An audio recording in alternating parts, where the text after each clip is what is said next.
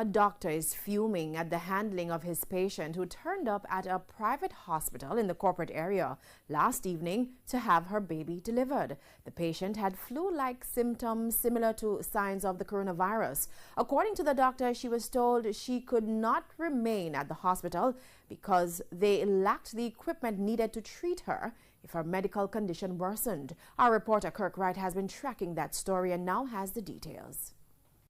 The patient, who is in her 20s, turned up at a private hospital in the corporate area about 5 in the evening to deliver her baby. And about 2 hours later, while being attended to by medical staff, she was told she was displaying symptoms of the coronavirus and her gynecologist was called. But while she was on the ward, the nurse noticed that she was short of breath, and she said she had difficulty in breathing for the past 3 days. And she has not been to work for the past 2 weeks. But she gives no travel history at all. She hasn't traveled recently, and she has not been in any contact with anybody with COVID-19. But because of the possibility there is, the hospital decided that she needs to be transferred to university. That intended transfer to the university hospital would not happen, and no other public hospital was willing to accept the patient. But university said they are unable to accept the patient, and Jubilee, after checking around, said that they have no accommodation. We should try and take her back tomorrow. Take her where? Take her back to Jubilee tomorrow if a patient is discharged. So right now, the patient is in limbo. The woman's doctor says a senior person at the Victoria Jubilee Hospital explained that they refused to take the patient because the high dependency ward was full. They were also told that they were still waiting on some COVID-19 test results that are outstanding for over a week. That is madness, man. The woman's doctor says the patient's condition worsened overnight.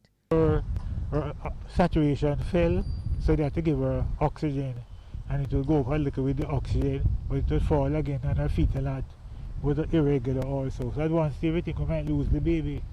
Early Friday morning, the woman's doctor said he again called the university hospital to get his patient admitted, but wasn't able to convince them. University refused to accept her. The ICU said they'll take her, but maternity unit would not take her at all. And KPH, Jubilee, said that they have no beds, all their beds are filled.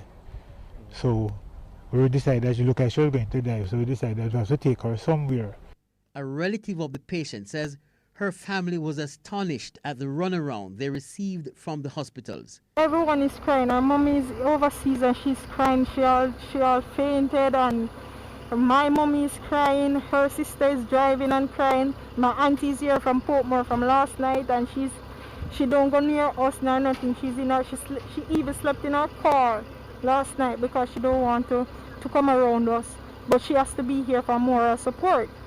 At daybreak, the Spanish Town Hospital came to the patient's rescue and she was rushed there, but the hospital was clearly not ready to receive a possible COVID-19 case.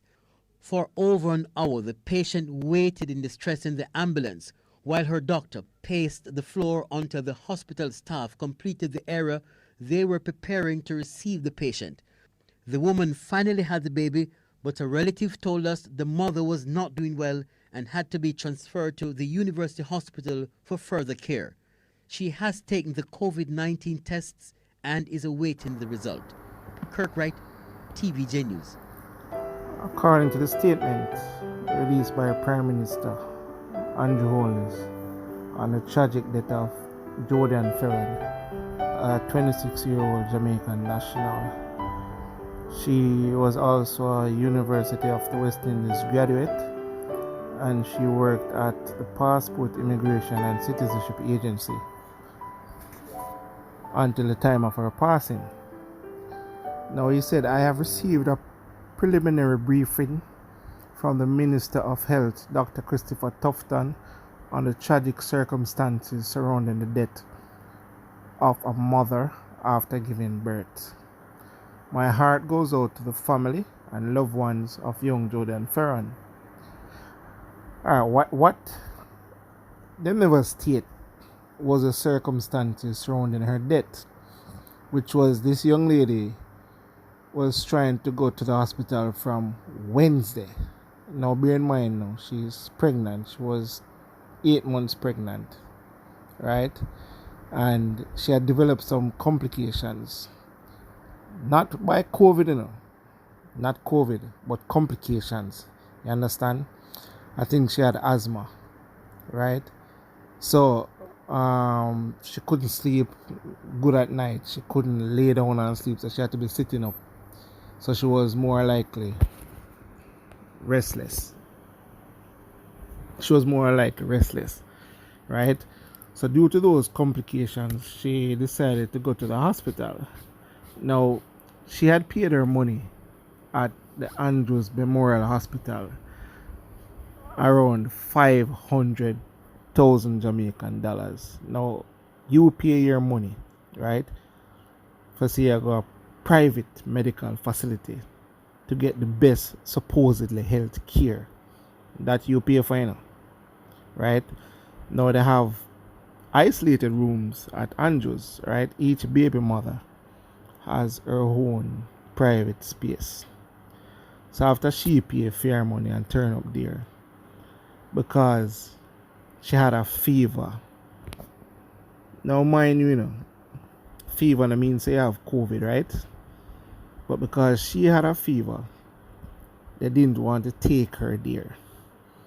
So them decided to say, them are going to send her and go, Yui know, in their divine wisdom. So them not taking any COVID patient. So they must try Jubilee. Jubilee claims that they don't have any available space.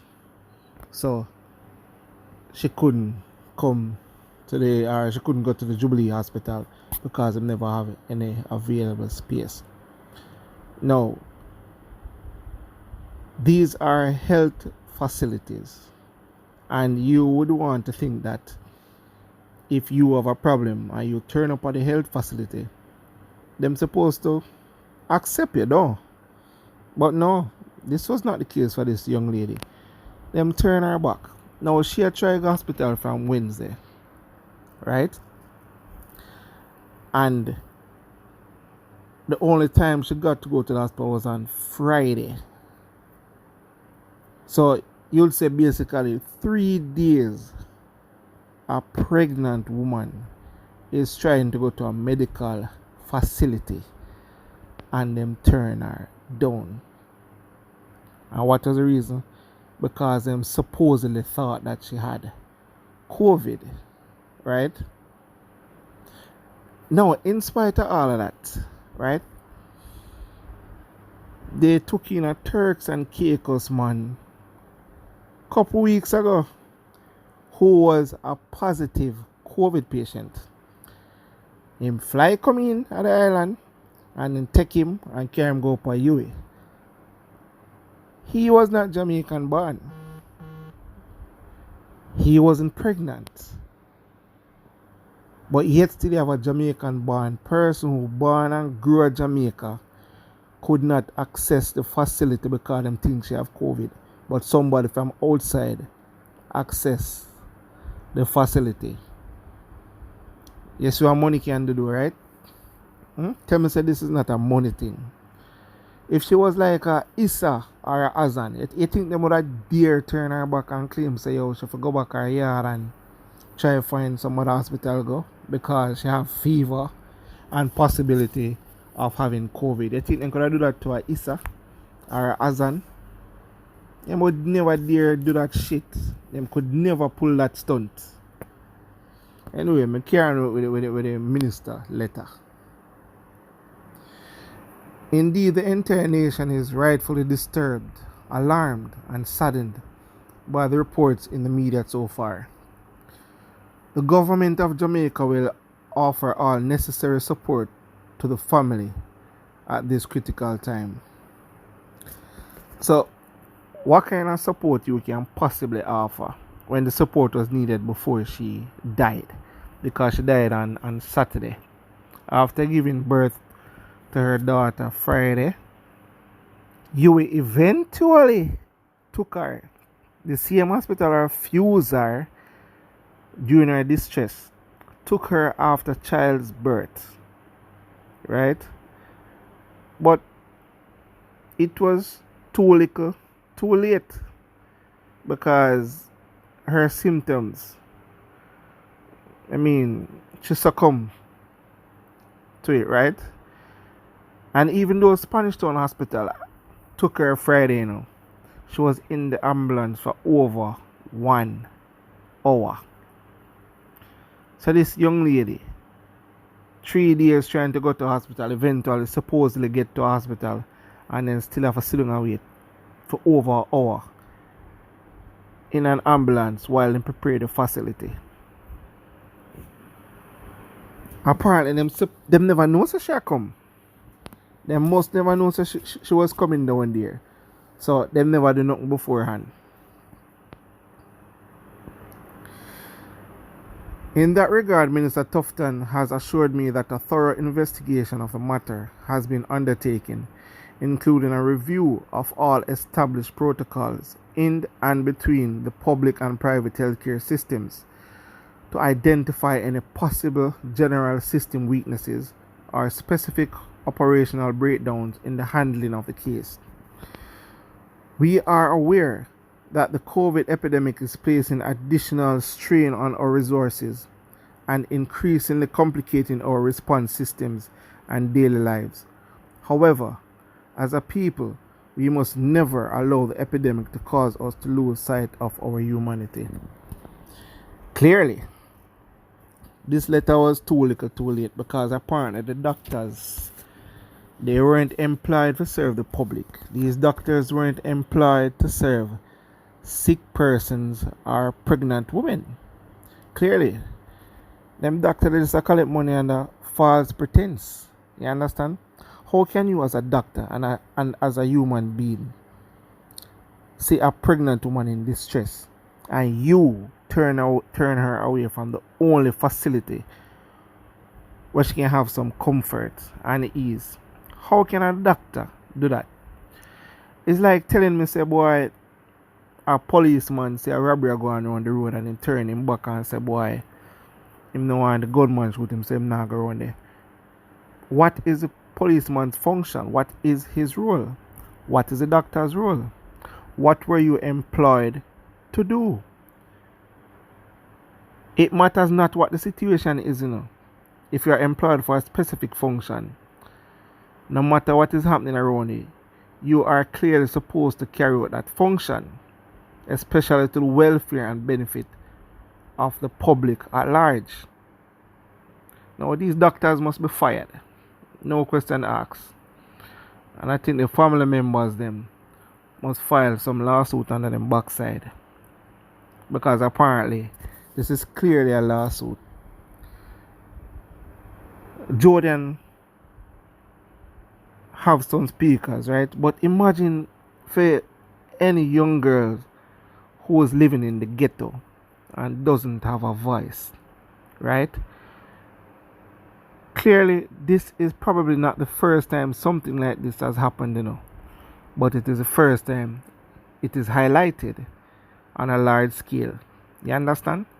So imagine a girl in the ghetto have a situation like this, and them turn her go back up for her yard.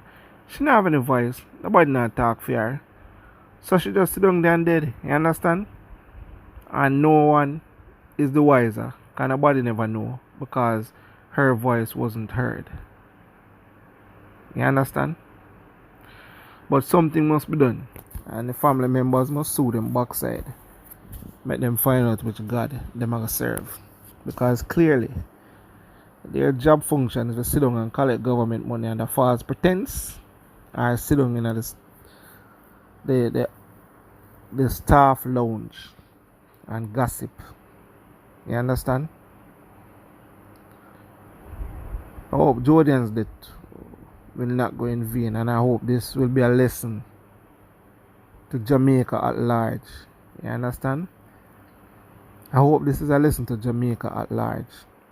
Because there are a lot of things going on in Jamaica persons aren't privy to.